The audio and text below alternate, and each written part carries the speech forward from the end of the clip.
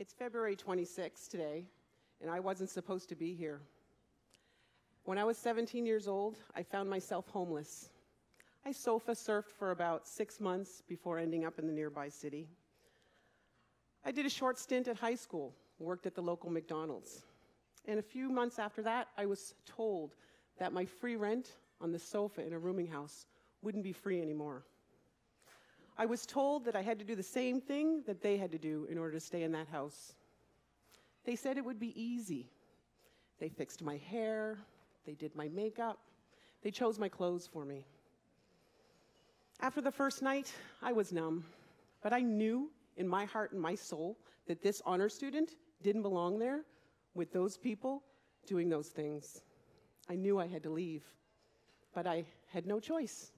I had nowhere to go and nobody to turn to. Plus, I was watched 24 hours a day, 7 days a week. I made up this little plan to hide $20, which was just enough for a taxi drive to the bus stop and a one-way ticket home. I had no idea what I would do when I got home. I just knew I had to leave. That night, no more rules, no more sex work, no more living every day in fear of a slap, a beating, or worse. No more. That night, I wore sneakers and jeans instead of my required heels and miniskirt in the middle of winter, February 26th. As I stepped out that night with my roommate, my friend, my sister Kelly, she wore the required uniform, black miniskirt, purple tank top, black heels, and a gray jacket.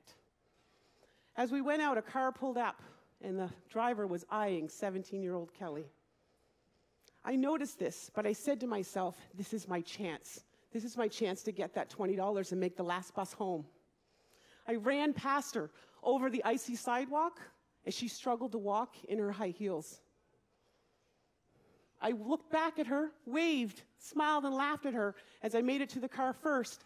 I jumped in the car, enjoyed the warmth, and then drove off.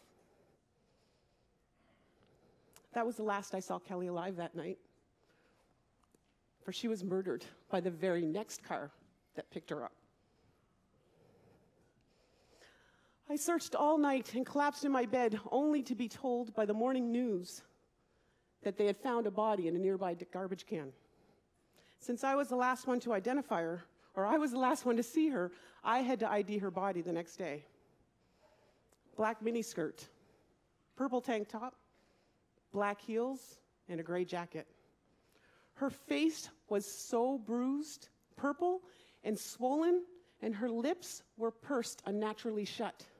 It's an image that that has haunted my memory for my entire life.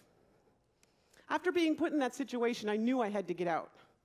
But it took me 3 escape attempts, several beatings, and close calls on my own life before I got out. Shortly after, I gave birth to my wonderful son, and I knew I had to keep going. I had to prove to him and provide to him a better life that I had. I worked desperately hard to ensure that he did not have to witness and experience all the things that I had in such a short time on earth. I returned to high school through the ridicule and the shame, then university, and then law school.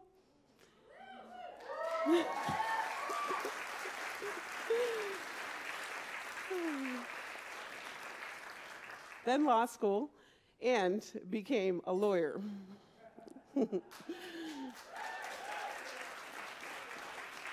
I never really quite fit in, though, because I always had the memories racing through my mind and the constant fear of being found out.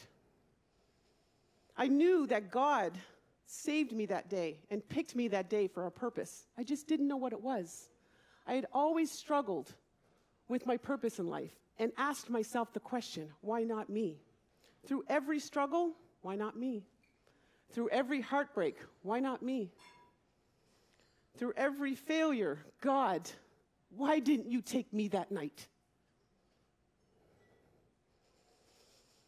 I changed my focus from appreciation, or to appreciation from victimization. Both words beg the same question to me, why not me? However, I changed it from why not me to why not me.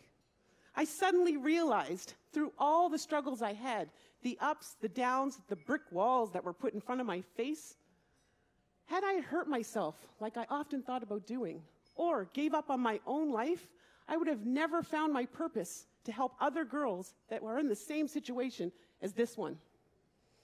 I would have never found my immense gratitude for God not taking me that night. I am sorry, Vanessa, for the things that you had to go through when you were so young. I forgive you for all the things that you had to do in order to survive. Thank you, Vanessa, for not just surviving, but thriving and going through this amazing life, living full out like a warrior queen. I love you for all of the experiences because they have shaped me into the woman, the wife, the mother, the lawyer, and the entrepreneur that I am today. It's February 26th again, and I am supposed to be here.